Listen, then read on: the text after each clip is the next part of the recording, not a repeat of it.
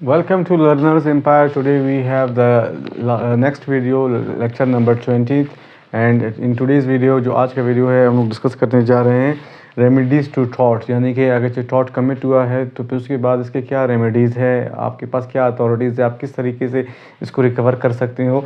So in today's video we will discuss this one. So there are two types of remedies we have. One is called judicial remedy and the second one is called extrajudicial remedy.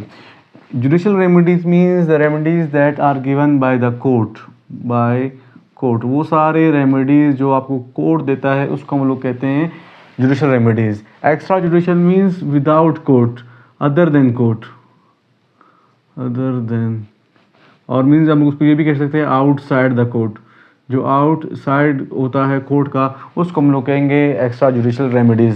सो जो judicial remedies है हमारे यहाँ पे, सो number 1 is there, अगर tort हुआ है और फिर अदालत प्रोसीडिंग्स सब के बाद जो डिफेंडेंट है, टॉर्ट फीसर, उस पर ये इम्पोज करता है कि इसने टॉर्ट कमिट किया है, तो फिर अदालत सबसे पहले क्या कर सकता है, अदालत क्या करेगा, डैमेजेस देगा. और damages means amount of compensation, damages means amount of money, इसको हम लोग कहते हैं डैमेजेस. और इससे पहले वाला लेक्चर नंबर 19 में मैंने डिटेल में डिस्कस किया है टाइप्स ऑफ डैमेजेस, तो वहाँ से आप इसको कंसल्ट कर सकते हो.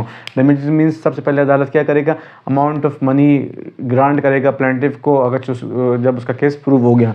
दूसरा ये है कि अदालत स्टॉप करेगा अगर कोई शख्स न्यूसेंस कर रहा है, शोर कर रहा है और फिर प्लेंटिफ आता है कोर्ट में कि ये तो पहले मुझे इससे डैमेजेस चाहिए, और दूसरा ये कंटिन्यूसली शोर कर रहा है, न्यूसेंस क्रिएट कर रहा है, तो फिर अदालत क्या करेगा, उसे स्टॉप करेगा, जिसे हम लोग लॉ के टर्म में कहते हैं इंजंक्शन. तो जो ऑर्डर अदालत पास करता है इसको हम लोग कहते हैं इंजंक्शन. तो सेकेंडली अदालत क्या करेगा, उसे इंजंक्शन करेगा, यानी कि उसे स्टॉप करेगा कि he should not further perform this activity. Number 3 we have specific restitution of property. इसका मतलब ये है अगर किसी ने ट्रेसपास किया है और किसी प्रॉपर्टी पे कब्ज़ा किया है तो अदालत क्या करेगा, अदालत इसको फिर से गिव बैक करेगा, प्रॉपर्टी को गिव बैक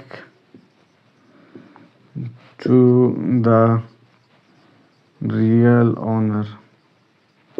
तो अदालत क्या करेगा, अदालत फिर से जो प्रॉपर्टी है उसको फिर से जो रियल ऑनर है उसको एंड ओवर करेगा.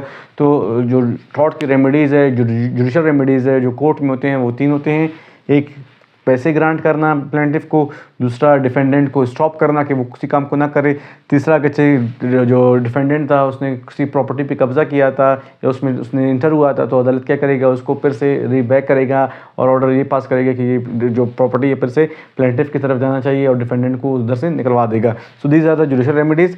एक्स्ट्रा जुडिशल रेमेडीज़ वो रेमेडीज़ होते हैं जो कि कोर्ट नहीं करता बल्कि पार्टीज़ खुद ही, या स्पेशली जो हमारे यहाँ पे प्लेंटिफ साहब होता है वो खुद ही करता है विदाउट कोर्ट.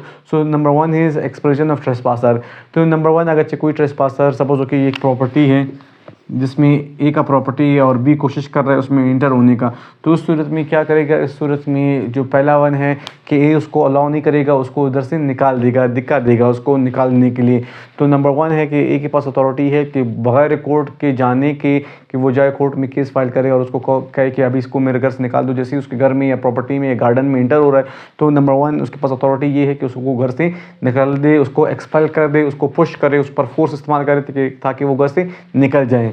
दूसरा है री एंट्री. अगर सेकेंडली सपोज हो कि वो जो बी है वो इधर इंटर हुआ है और ए को निकाल दिया इस प्रॉपर्टी से, तो ए के पास क्या ऑप्शन है कि फिर से वो यहाँ से री इंटर हो सकता है इस प्रॉपर्टी में और बी को यहाँ से निकाल सकता है. सेकंड के पास ये ऑप्शन मौजूद है विदाउट कोर्ट. नंबर 3 है अबेंडमेंट ऑफ न्यूसेंस. अगर कोई सपोज हो कि ये ए है और यहाँ पे बी का घर है और बी के घर से नॉइस आ रहे हैं, तो बी खुद ही जाके उसको कहे कि आपके घर से मुझे नॉइस आ रहा है, डिस्टर्बेंस हो रहा है, तो काइंडली ये अपना जो डिस्टर्बेंस इसे एंड कर दे और अपने शोर को कंट्रोल कर दे. तो वो खुद ही बाय वर्ड भी कह सकता है और बाय एक्ट भी कह सकता है. सपोज के शोर आ रहा है तो उसका जो स्पीकर का बटन है उसको बंद किया या उसका जो कुत्ता है उसको उधर से निकाल के किसी और जगह पे ले गया, तो बाय एक्ट्स भी कर सकता है, बाय वर्डिंग भी कर सकता है, abatement of nuisance.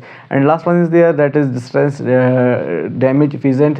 Distance damage feasant का मतलब ये है कि जो डिफेंडेंट है वो खुद ही तो शोर नहीं कर रहा है, खुद ही ट्रेसपास भी नहीं कर रहा है, लेकिन उसका कोई एनिमल है, कोई उसका जो एनिमल है वो कोई एनिमल उसके घर में इंटर हो रहा है, तो इस सूरत में क्या करेगा, इस सूरत में जब एनिमल इंटर होता है और उसमें जो प्लेंटिफ का गार्डन में और उसमें डिस्टर्बेंस खास करता है। सपोज कि एक प्लेंटिफ है जिसके गार्डन में बहुत ही कीमती फूल लगे हुए हैं और जो डिफेंडेंट है वो जानबूझ के अपने बकरी को या शीप को उसके गार्डन में निचोड़ देता है ताकि उसके जो कीमती फूल है वो खाए और उसको उससे नुकसान हो।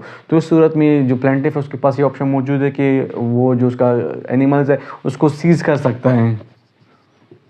सीज़ कर सकता है मीन्स उसको एनिमल को कब्ज़े में रखे जब तक उसे पैसे रिकवर ना करे, डैमेजेस रिकवर ना करे, तब तक वो अपने कब्ज़े में उसको रख सकता है। और इसमें ये है कि सिर्फ उसे कब्ज़े में रख सकता है, ना कि उसे सेल कर सकता है, ना कि उसे बेच सकता है। सिर्फ उसे अपने कब्ज़े में रख सकता है अनटिल एंड अनलेस कि उसे वो मनी प्रोवाइड ना हो। So thank you, stay tuned, be happy.